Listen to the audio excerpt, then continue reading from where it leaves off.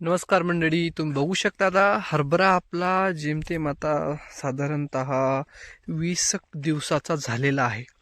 आता या हरभऱ्यामध्ये आता इथून तणाचा प्रादुर्भाव होणं बहुतेक शेतकऱ्यांच्या शेतामध्ये चालू होणार आहे. आता हे शेत बघू शकता तुम्ही, या शेतामध्ये तणांचा प्रादुर्भाव एवढा नाही आहे, परंतु इकडे साईडच्या शेतामध्ये तणांचा प्रादुर्भाव खूप जास्त प्रमाणात दिसायला आता आपल्याला सुरुवात झालेली आहे. तर या व्हिडिओमध्ये आपण जाणून घेऊया की अंतर मशागतीमध्ये आपल्याला काय काय करणे गरजेचे आहे, जेणेकरून आपण हे तण नियंत्रित करू शकतो.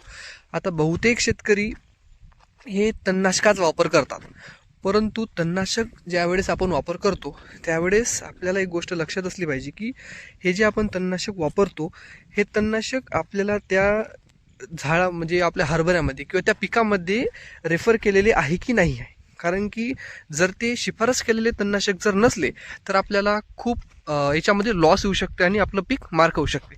आता हरभऱ्याचा जर आपण विचार केला तर हरभऱ्यामध्ये जनरली पीक उगवणीपूर्वी म्हणजे हरभरा उगवणीपूर्वी जे पेंड्यामिथिलीन आहे याची शिफारस आपल्याला केलेली दिसून येते, परंतु उगवणीनंतर कोणत्याच विडीसाईड म्हणजेच काय तणनाशकाची शिफारस आपल्याला याच्यामध्ये दिसून येत नाही आहे. परंतु तरीसुद्धा काही शेतकरी काही वेळा काय करतात, पारंपरिक पद्धतीचा वापर करतात, जसं की बकऱ्या याच्यामध्ये सोडतात आणि बकऱ्याने सुद्धा तण नियंत्रण करतात, परंतु ते पण खूप आज किचकट गोष्ट आहे, त्यामुळे ते पण शक्य नसल्यासारखी गोष्ट आहे. तर आणि काही शेतकरी काय करतात की टोप्रामिझॉन यासारखे जे तणनाशक आहे, उदाहरणार्थ समजा हे कंटेंट आहे टोप्रामिझॉन, हे टिंजर किंवा इलाइट याचा वापर करत असतात. परंतु शेतकरी मित्रांनो, हे एक गोष्ट लक्षात ठेवा की जे आपलं टिंजर आहे किंवा इलाइट आहे हे कशामध्ये शिफारस केलेलं आहे, तर हे मक्या पिकामध्ये हे शिफारस केलेलं तणनाशक आहे. त्यामुळे याने काय होऊ शकते की आपल्या हरभऱ्याला काय होतं ते मोठा धक्का बसू शकते आणि त्याची वाढ पण थांबू शकते आणि याचा उत्पादनावर जे आहे हे नकारात्मक परिणाम होऊ शकते. परंतु आता जर तुम्ही या आपलं कोणतं होतं टोप्रामिझॉन सारखं तीव्र तणनाशकाचा जर तुम्ही वापर केला तर त्यावेळेस काय होऊ शकते की आपल्या हरभऱ्याला धक्का बसू शकतो. परंतु जर आपण हेच वापरायचं ठरलं असेल तर मग आपल्याला पुढील 2 गोष्टी करणे खूप आवश्यक आहे. पहिली गोष्ट म्हणजे कोणती, की ज्यावेळेस आपल्याला हे कंटेंट फवारलेलं असेल जे की टिंजर किंवा इलाइटमध्ये येते, तर त्यावेळेस आपण काय करायचं की आपल्या जे युरिया भाग आहे जेवढा आपण फवारलेला आहे तेवढ्या याला काय करायचं की युरिया आपल्याला द्यायचा आहे. एकरी 25 ते 30 किलो युरिया आपण शेतामध्ये लगेच फेकायचा आहे आणि त्यानंतर आपल्याला त्वरित स्प्रिंकलर न किंवा जे पण आपली पाण्याची व्यवस्था असेल हे युरिया फेकल्यानंतर पाणी आपल्याला देऊन द्यायचं आहे. त्याने सुद्धा आपला कुठंतरी जे ताण बसलेला आहे किंवा टिंजर किंवा इलाइट आपण ज्यावेळेस फवारतो त्यावेळेस आपला हरभरा थोडासा मान टाकणार आहे, तर त्याला रिकवर करण्यासाठी युरिया आणि त्याच्यानंतर पाणी हे आवश्यक आहे. हे पहिली गोष्ट. आणि दुसरी गोष्ट आवश्यक आहे ती म्हणजे जे ग्रोथ प्रमोटर लागणार आहे ते आपल्याला फवारणीद्वारे याला द्यायचे.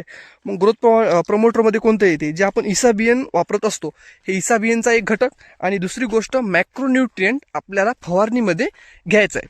त्यावर काय होईल की जे इलाइटने आपल्याला धक्का बसलेला आहे आपल्या हरभऱ्याला ते कुठंतरी रिकवर होण्यामध्ये सुरुवात होणार आहे. तर या प्रकारे आपल्याला तणनाशकाचा वापर करून आपण आपल्या शेतामधील तण नियंत्रण करू शकतो. परंतु हे फक्त एकच उपाय नाही, आपण आंतरमशागतीने सुद्धा तण नियंत्रण करू शकतो.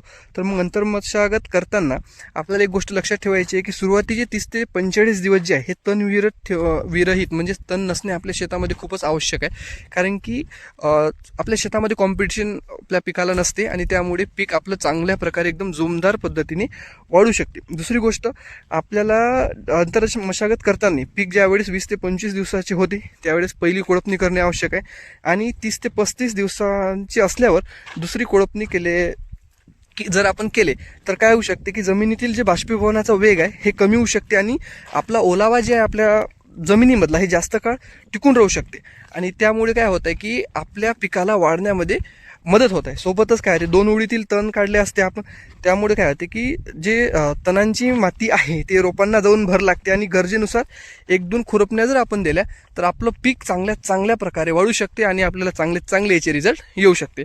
तर मंडळी, तुम्ही सुद्धा तुमच्या भागामध्ये कशा प्रकारे तण नियंत्रित करता, कोणते तणनाशक वापरता, डवरणी वापरता, निंदण वापरता, हे आम्हाला कमेंटद्वारे कळवा.